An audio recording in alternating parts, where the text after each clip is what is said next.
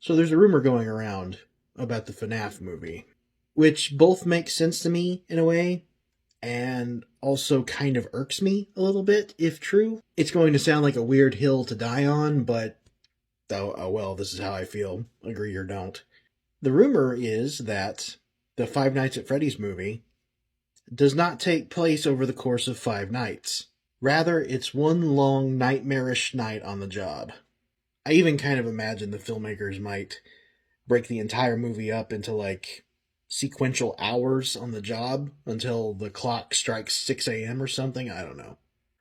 On one hand, I get it, but I just personally draw the line at this idea that it doesn't make sense to have a protagonist actually spend 5 whole nights at the establishment, much less come back each night willingly for a paycheck. Is it a little nuts? Sure. Is it impossible to justify? I don't think so, no.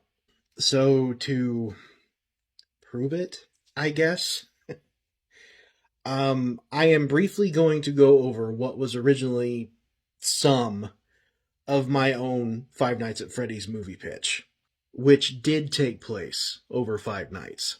I'm not going to go into all of it, we don't have time, and I'll be honest with you, I didn't get very far. It's pretty sparse.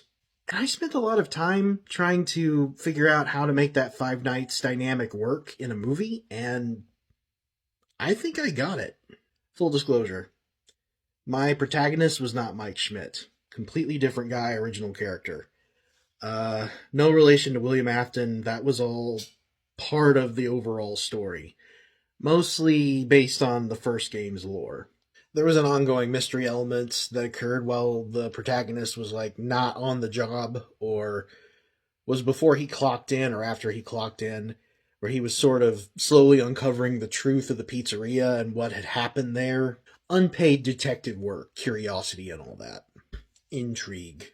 So the first night, nothing much happens.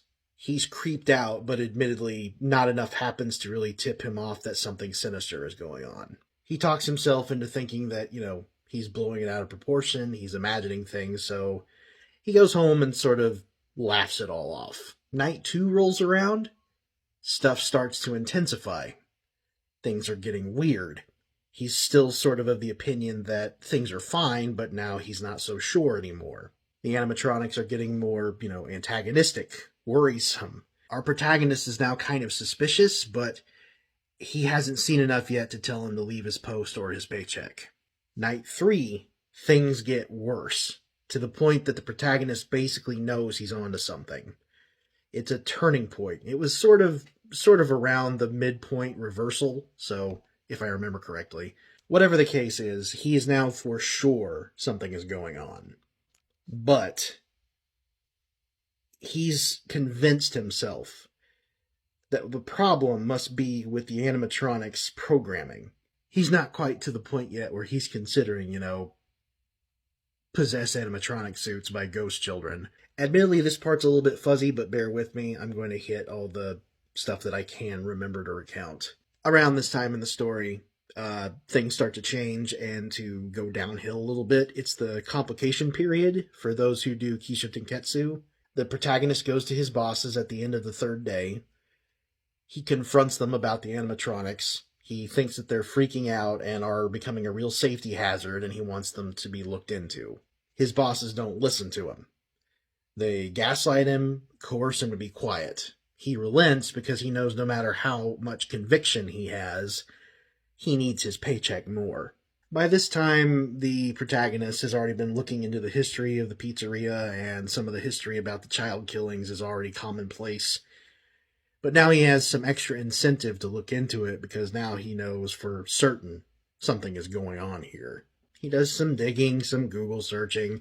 He pokes around in the pizzeria looking at stuff, goes into the repair room a couple of times where the suits are, hanging up, etc. Starts piecing more and more stuff together. He goes to work the 4th night, knowing things are going to get worse.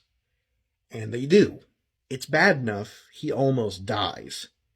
The next day, he walks out of the job. He's basically convinced himself he's going to quit. He doesn't care what the reason is for the animatronics freaking out and acting this way. He doesn't want any part of it anymore. Or maybe he did quit. I don't really remember. But it's at this point in the story, roughly, that he has a eureka moment. Admittedly, this part isn't as fleshed out as I want it to be, but it's not like I'm making the movie, so who cares? It's at this point in the story that he realizes that all of this has something to do with William Afton and the child killings, and that he might be the only person who can sort of bring closure to all of it, and the supernatural shenanigans that he's now for sure is going on inside the pizzeria. So of his own free will, the protagonist goes back the fifth night. He weathers the entire onslaught until morning, knowing that it puts him in potentially mortal danger, but with the motivation of possibly bringing justice to a bunch of innocent victims that had otherwise never gotten it, and sort of just doing something meaningful with his life, which was part of his arc. And that's about it. I think I actually saved the big reveal of the kids are ghosts and they've possessed the animatronics and they were the suits the whole time until the very end, because I think I played around with sort of revealing it after the fourth night, and it just sort of took all the wind out of it. I wanted the guy to feel like he was in peril the whole time. And I think I played around with the idea that William Afton was still sort of part of all this, and he hadn't been caught for the killings, and he was sort of keeping track of this guy and was going to have like this climactic showdown with him at the end because he knew that the protagonist was getting too close to finding out the truth. And I think I played around with the idea of Afton getting spring-trapped at the end, but again, I didn't get all that far. I left out some other stuff, but it hardly matters. It just wasn't very detailed to begin with. But one of the first things I worked out on that story was the whole reasoning of why the protagonist would be there for an entire work week. And when I tied it to his arc and the mystery element, it just wasn't all that hard to justify, really. Not to me, anyway.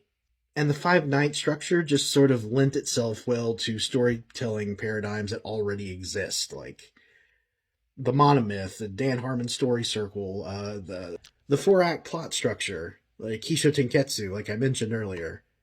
I don't know.